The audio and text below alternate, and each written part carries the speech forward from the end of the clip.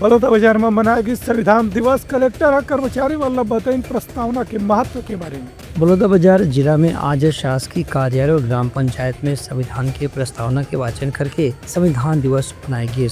यही कड़ी में संयुक्त जिला कार्यालय में भी अलग अलग विभाग के अधिकारी और कर्मचारी मन संविधान की प्रस्तावना के वाचन करीन। इनमें कलेक्टर दीपक सोनी डहाले प्रस्तावना ला पढ़ के सुनाएगी और संविधान के महत्व के बारे में चर्चा करेगी।